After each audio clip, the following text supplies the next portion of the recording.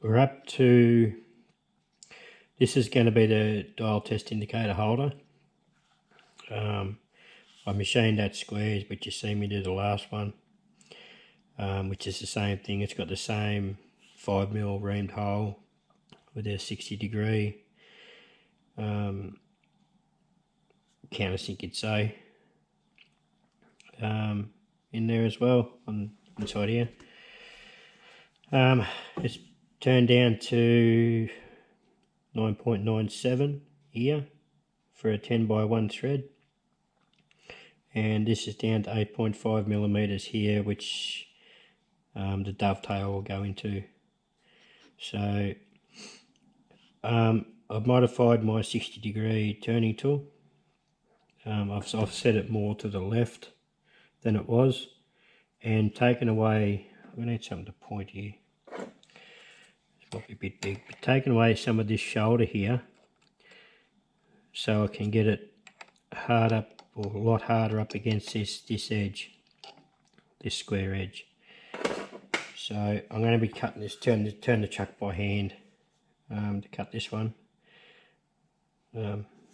My gonads aren't big enough to turn the lathe on, so I've got the gear, change gears set, quick change gearboxes set. Everything should be right to go. Bolting is being good, so I'll give it a go.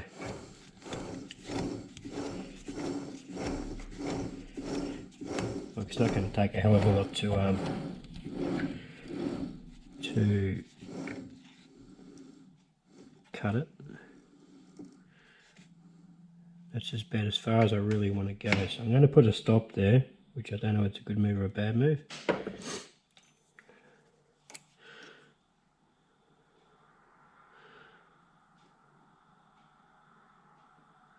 That's definitely 0.1. So it's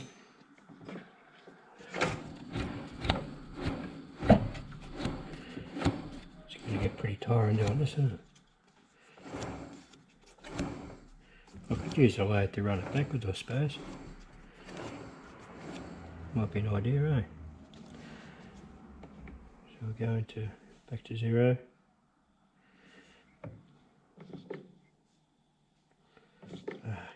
Side.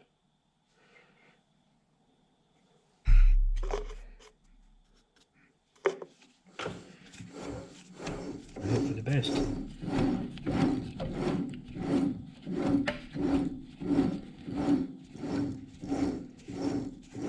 So that stop should. Yep.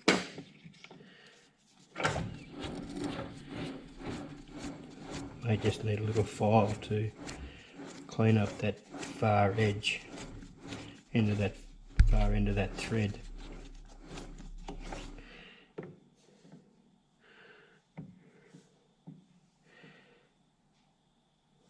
Because I'm going up to the stop, it's going to leave a bit of a burr there. Which we can live with that.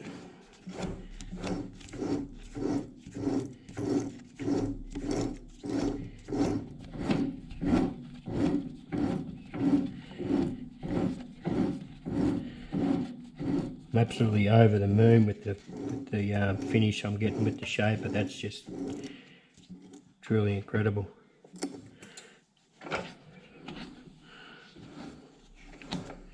So I've got to thank Kevin for that, and Rusty Knox. That was just unbelievable.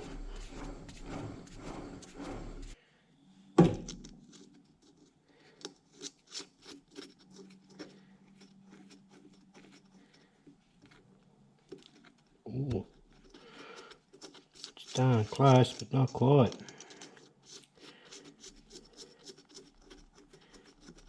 Oh, hang on. That's it. You're done.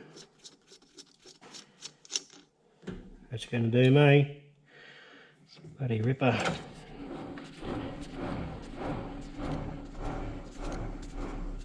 What am I doing here? There you go. That'd be the first time I've ever cut a thread by hand like that. I've got the tool set up. It's a brand new 5mm carbide end mill, brand new out of the pack. They turned up yesterday. I bought a set of carbide ones and a set of high-speed steel. So that's all good and well. So this has to be 2mm deep according to the plan. I'm going to touch off again and set the coil DRO, which that's the only DRO this machine's got, only because I put it on there. It didn't come with anything, so like I say, I've never done a dovetail before in my life, so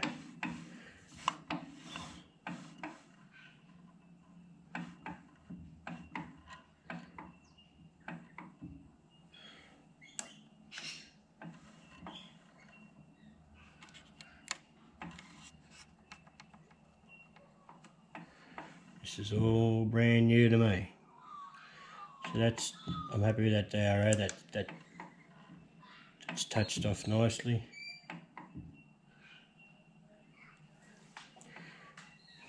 So,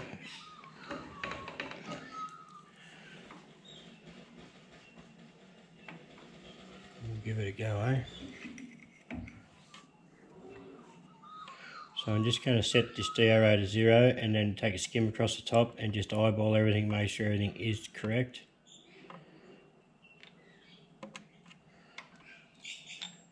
Oops.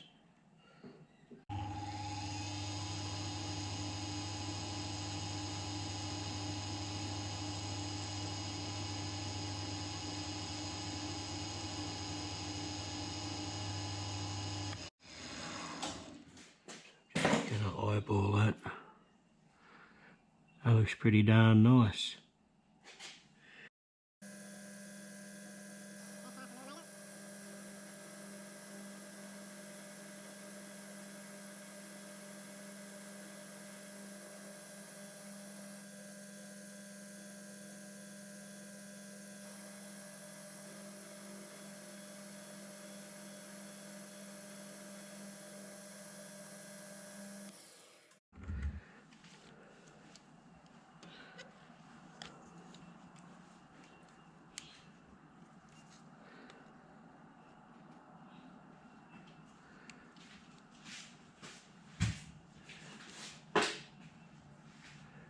That's a 1.44.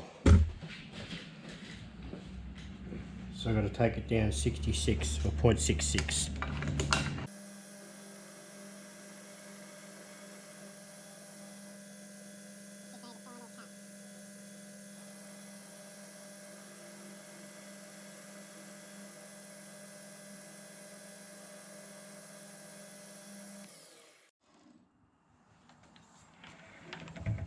I'm confident that'll be alright. So now I've got the decision to make, which I'm a bit dubious on actually cutting this dovetail into shape, it being so small.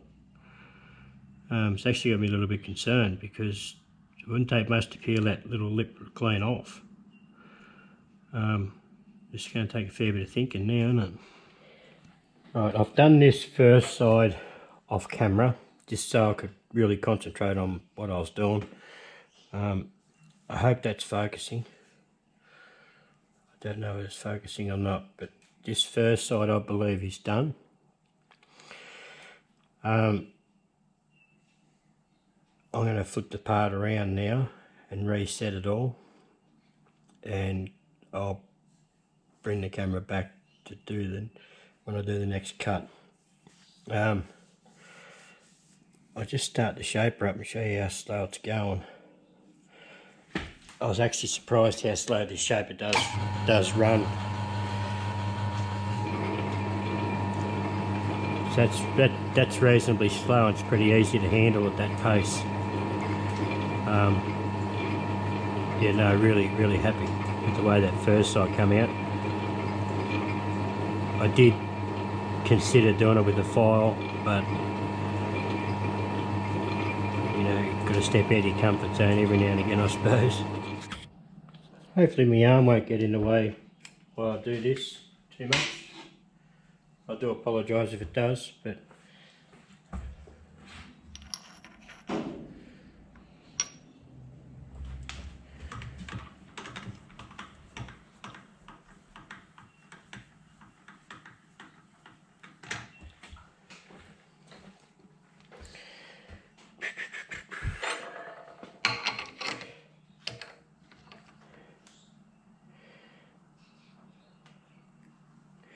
sexy looking little dovetail. So I just use the angle block just as a rough guide.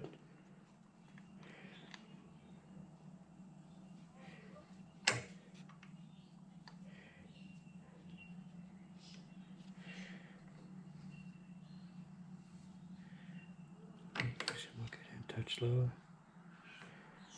So it's just got in there as a rough guide. And then I've got the angle box that I zero out on the, which is sitting on 0 there now. I don't know if you can see that or not. It should go back to 0. You can just see it in the frame there. So then I stick that. Everything's going to be my way in here. Okay.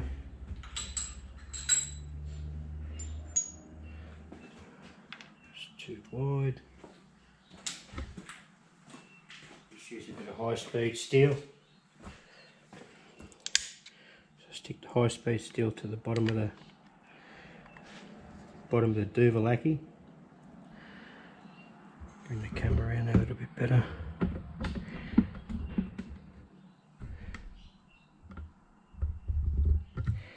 So I've zeroed the angle box out on the, so that's reading 0 on the cross slide, if you want to call it that. So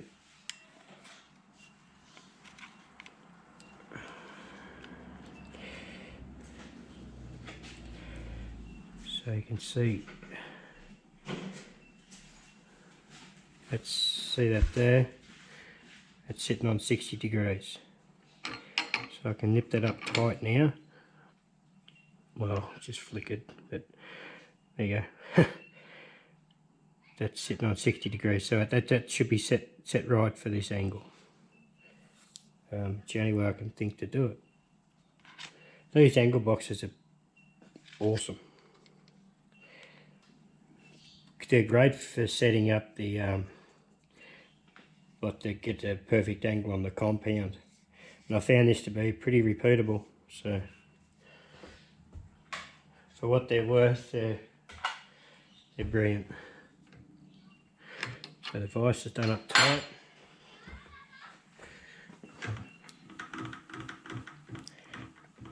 Bring this back around there a little bit.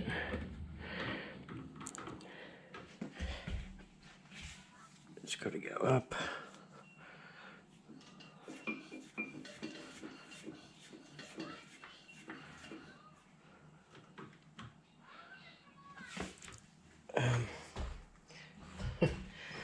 Camera's right in a bugger of a spot. Just have to get you around this way a little bit. Sorry. So I can line this up. Okay, so there's a fair bit of eyeballing going on here. But I will set that in. Just turn that on and touch it off there.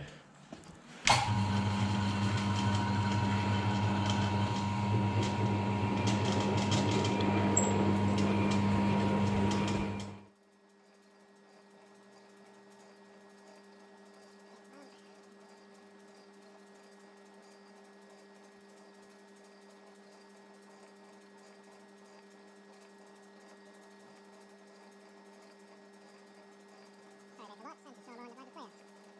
Come back again.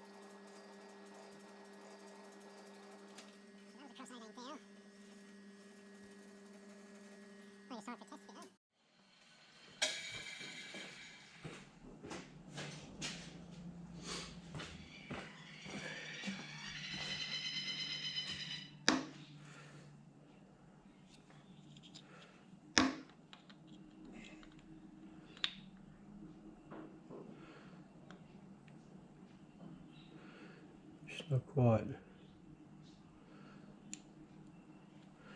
Take it a touch more.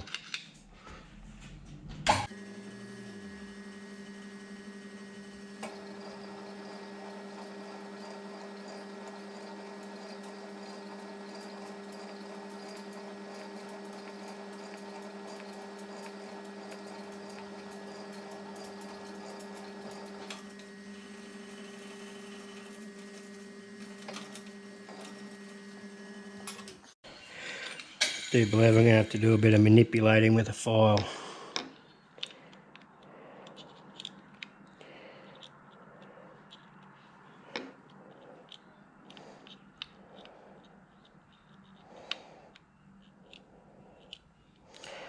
It's close.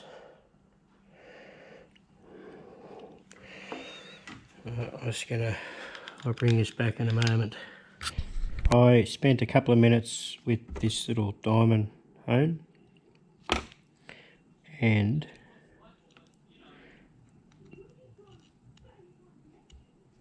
it's not the tightest of dovetails. It doesn't fall off. But where I come unstuck, I was using this dovetail here, which is tighter than this dovetail, because it's only a reasonably cheap indicator. So I was making it fit this. This side here is a touch, well, probably not as well made, put it that way. But it works. It doesn't fall off. So it's actually quite good.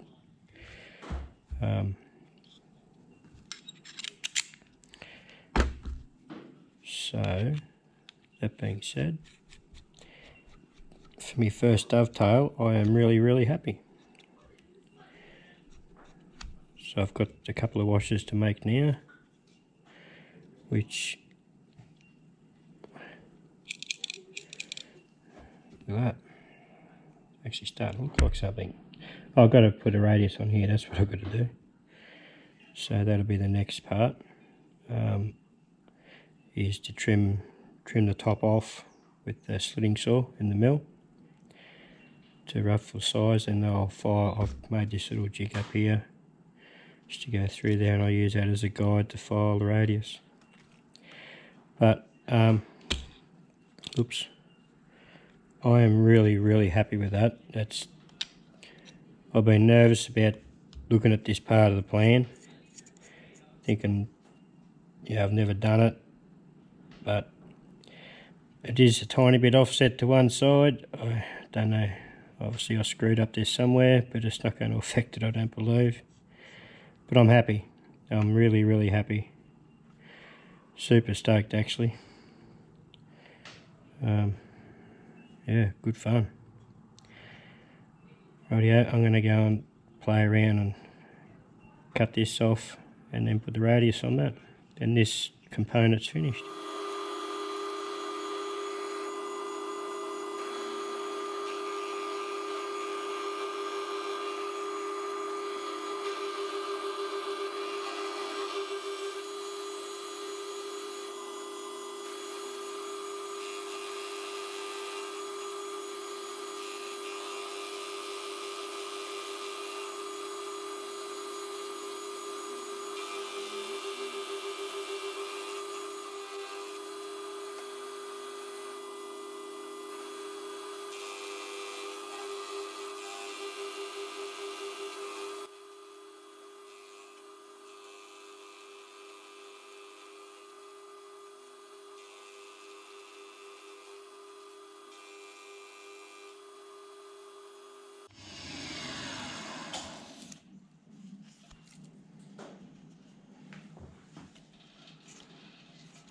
It's nice to have nice sharp cutters. Unbelievable. So I just show the way I'm putting the radius on here. It's quite simple, just to file. Just filing it around, then draw file it, and then I'll hit it with some little bit of wet and dry, and that will put a nice finish on it. So still a little ways to go on this bit here, but we're getting there slowly.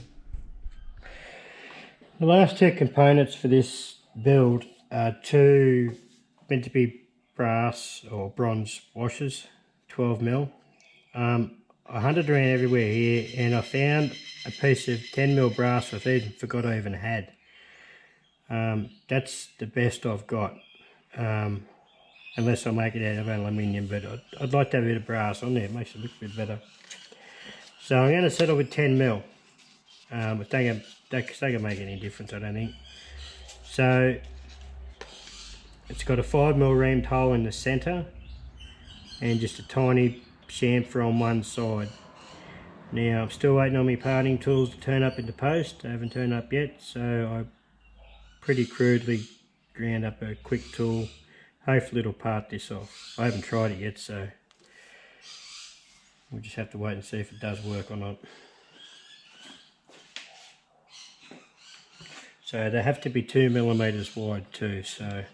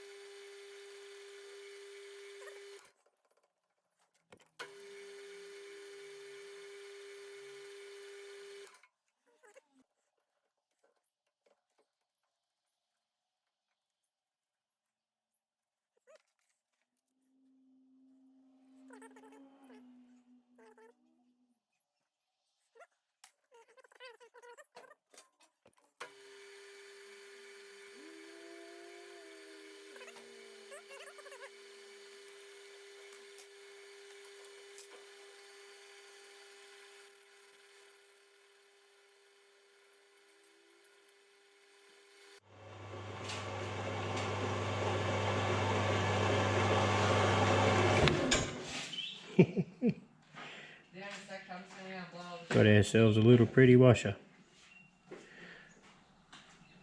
We'll rub them on a bit of wet and dry and they'll come up just beautiful. So I'll just make another one of those and I'll see us back over the bench for the final completion of this project. There's all our components complete. So final assembly. Now a bit spewing on about any 12 mil brass. I'm surprised I found a 10 mil piece of rod, but well, that's all we got. Still looks okay, I guess. So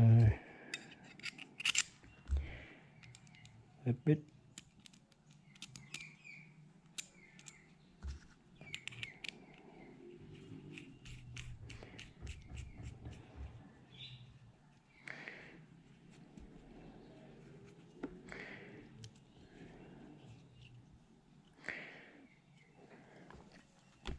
Super happy with this dovetail. Really happy with the dovetail. There we have the finished item. That brings this project to an end. I am over the moon with this tool. I've really stepped out of my comfort zone in a huge way making this.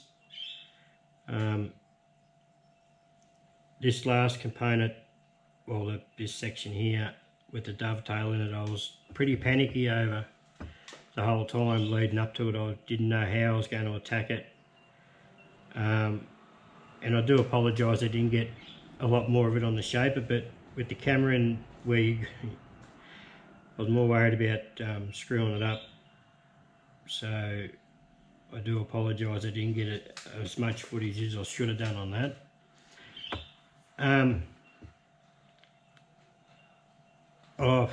With these brass washers, I didn't even remember I had that piece of 10 mil right here.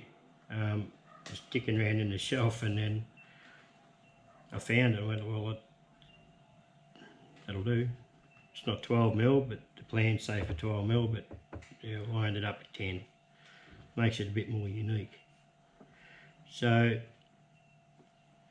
this build has been really good in a lot of ways, really. Using tools I've made myself. That slitting saw arbor, I made that some time ago now, well, a couple of months ago I suppose, and I've never used it on an actual proper job. So even just to get to use that was fun. That was, yeah, it was good.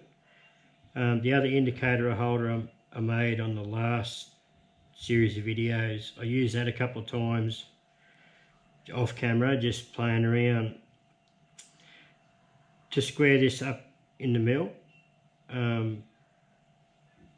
just to run up and down the side of the part with the test indicator. I used it there. Yeah, it's a bit more rewarding when you use your own tools and stuff that's shop bought. So a big thank you to Emma from Emma's Spare Room Machine Shop for getting me bum in the gear and having a crack at this project. I do appreciate that, Emma, so thank you. It all started off on watching Emma's live stream. I think it was only a week ago, or a week and a half ago, whatever it was. I was seeing the plans and she said she was starting to make it, and I'd like to make one of those myself, and one thing led to another, and all of a sudden I'm building it. So yeah, and a big thank you, a big thank you to Stefan Gottswinter.